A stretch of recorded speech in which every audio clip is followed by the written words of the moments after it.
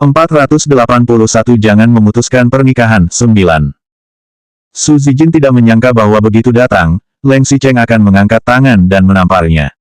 Pukulan Leng Xicheng membuat seluruh tubuhnya tertegun hingga ia melangkah mundur dengan tidak stabil dan menopang tangannya di meja. Kemudian, ia masih menjatuhkan sebagian besar piring di meja hingga bergemeretak dan hancur di lantai. Su Zijin akhirnya duduk di kursi dan menatap Leng Xicheng tidak percaya. Ia telah ditampar oleh Leng Xicheng semalam, kemudian dipukul oleh Gu Qingqing 2 kali hari ini. Ia tidak menyangka bahwa Leng Xicheng akan menamparnya lagi sekarang. Leng Xicheng menggunakan kekuatan yang lumayan keras dalam tamparan itu. Begitu ia menamparkan Su Zijin, air mata Su Zijin langsung mengalir turun dan ia bahkan tidak bisa menghentikannya. Setelah tamparan ini, ruangan menjadi sunyi. Kemudian, Su Zongsu dan Li Hongrui segera bergegas menghampiri Su Zijin, terutama Li Hongrui. Awalnya ia sudah marah karena putri kesayangannya diganggu oleh putri seorang pembantu. Kemudian, ia menelepon Wei Mei untuk mengadu. Sekarang, saat Li Hongrui melihat Leng Xicheng menamparkan putrinya tanpa alasan, ia langsung menjadi marah. Leng Xicheng, apa yang kamu lakukan? Kesalahan apa yang Zijin lakukan? Kamu berani memukulnya, tegus Li Hongrui. Su Zijin distosia, kelainan atau kesulitan sewaktu persalinan karena letak anak dalam kandungan tidak normal atau karena anak terlalu besar ketika dilahirkan. Li Hongrui melahirkan Su Zijin dengan susah payah dan bahkan juga melukai tubuhnya sendiri karena melahirkannya.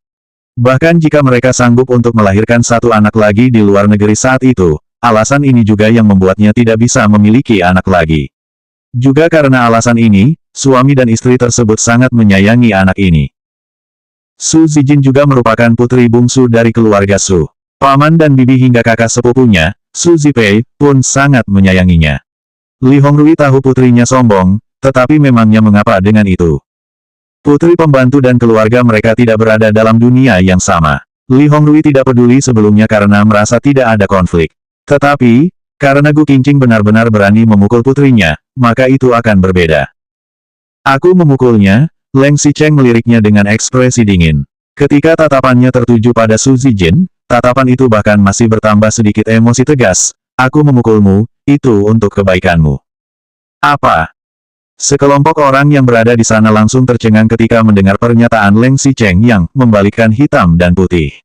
Mereka masih belum pernah melihat seseorang yang memukul orang lain dan masih bersikap begitu percaya diri bahwa dirinya benar. Selain itu, aku bukan hanya ingin memukulmu, tapi aku juga ingin kembali dan mempertanyakan kalian. Apakah ajaran rumah dari keluarga Su seperti ini? Tanya Leng Xicheng. Suara Leng Xicheng tegas, ekspresinya juga sangat serius, dan itu langsung membuat semua orang menjadi marah. Terutama Li Hongrui, ia langsung marah-marah, mempertanyakan kami. Kami adalah tetuamu, mengapa kamu mempertanyakan kami? Leng Xicheng melirik Li Hongrui dengan tenang, kemudian melihat Ni Zining yang berlutut di tengah ruang tamu. Ia mengulurkan lengannya, mengangkat jari-jarinya di udara, dan menunjuk ke arah kepala Ni Zining. Tahukah kalian mengapa Zining ingin putus dengan si Jin kali ini? Ini semua adalah kesalahan si Jin sendiri. Siapa yang membiarkannya membuka mulut dengan kata, jalang, dan menutup mulut dengan kata, tidak tahu malu. Dia secara paksa mengikat Qingqing dan Zining bersama, lalu mengatakan sesuatu yang tidak beres tentang mereka. Jika Zijin bahkan bisa mengatakan kata-kata seperti itu, jangan katakan padaku bahwa ini adalah ajaran dari keluarga Su kalian. Begitu Leng Xicheng mengatakan itu, Li Hongrui juga langsung kehilangan kata-kata dan tidak bisa mengatakan apapun. Leng Xicheng masih sangat marah dan melanjutkan, selain itu, Gu Qingqing adalah istriku. Dia tidur denganku setiap malam. Lupakan soal Su Zijin yang memfitnah Ni Zining berselingkuh, tapi mengapa dia harus mendorong masalahnya ke Gu Qingqing?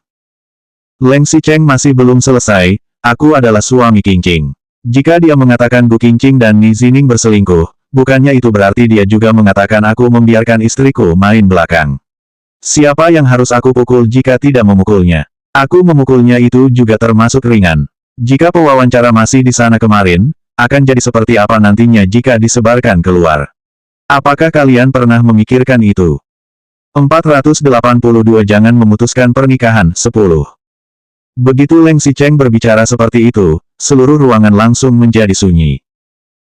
Memang betul, Jika pewawancara berada masih di sana ketika Su Zijin bergegas ke sana dan kejadian itu tersebar keluar, itu pasti akan menjadi skandal buruk.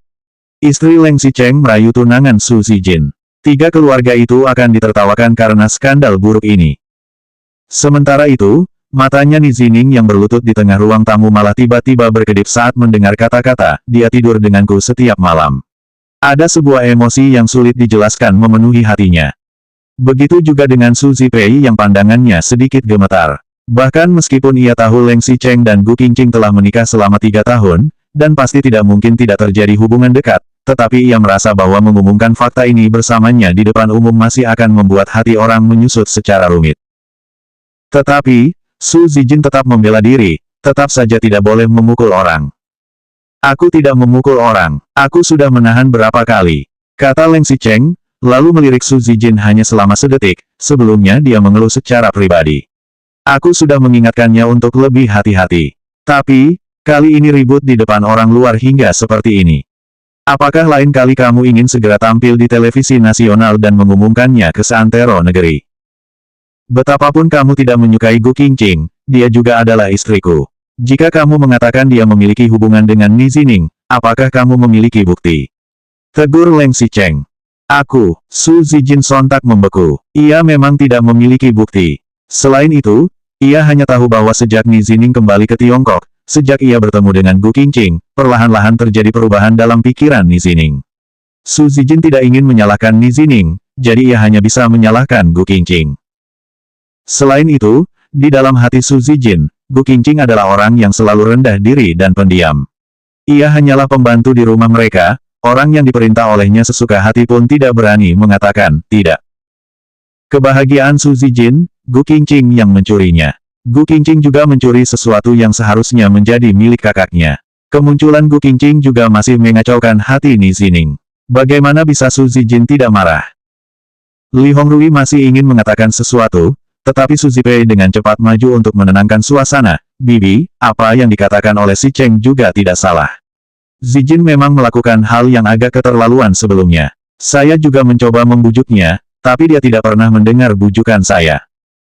Zining juga mengatakan seperti itu kali ini. Dia bilang dia tidak bisa menahan perilaku tidak masuk akal Zijin yang terjadi berkali-kali, jadi baru ia ingin putus darinya, lanjut Su Zipei. Lalu, ia beralih pada Su Zijin dan berkata, "Zijin, kamu juga harus meminta maaf kepada si Cheng. Orang yang dipukul masih harus meminta maaf kepada pemukul." Su Zijin benar-benar tidak pernah mendengar hal seperti itu. Namun, jika orang itu adalah Leng Xicheng, Su Zijin juga bukan tidak bisa menerimanya. Setelah ia berdiri dengan sedikit kesulitan dan hendak berkata, "Kakak Xicheng, saya minta." Su Zijin masih belum menyelesaikan kata, "Maaf," namun Leng Xicheng malah melambaikan tangannya dengan dingin dan berkata, "Kamu tidak perlu meminta maaf padaku mengenai masalah kali ini. Kamu seharusnya meminta maaf kepada Qingqing. Karena penghinaan dan tamparanmu, sekarang dia telah bersembunyi di dalam ruangan dan tidak keluar. Kondisinya menjadi lemah dan dia bahkan tidak berani keluar untuk syuting iklan. Aku dengar kamu masih sering mencari masalah dengannya berkali-kali ketika berada di Suyi sebelumnya. Kamu seharusnya meminta maaf padanya dan memohonnya untuk memaafkanmu," kata Leng Xicheng dengan tegas. "Memintaku untuk meminta maaf kepada Gu Qingqing. Itu tidak mungkin." Su Zijin segera berteriak menolak. Orang yang paling ia benci dan juga orang yang paling ia pandang rendah adalah Gu Qingqing. Meminta Su Zijin untuk meminta maaf pada Gu Qingqing. Daripada meminta maaf, lebih baik ia mati dibunuh saja. Saat Su Zipei melihat reaksi Su Zijin yang begitu kuat, ia segera maju untuk membujuknya, "Zijin." Sementara itu, Leng Xicheng melirik Su Zijin dengan tenang dan bertanya dengan suara yang sangat pelan, "Bagaimana jika aku bisa membuat Ni Zining berubah pikiran?" Ini baru adalah tujuan kedatangan Leng Xicheng malam ini. Ia ingin menghajar Su Zijin dan membuatnya meminta maaf kepada Gu Qingqing, namun itu semua bukan intinya. Hal yang paling penting adalah membuat Ni Zining segera menikahi Su Zijin hingga memiliki anak dan menjauhi Gu Qingqing. Selanjutnya bab 483 jangan memutuskan pernikahan 11.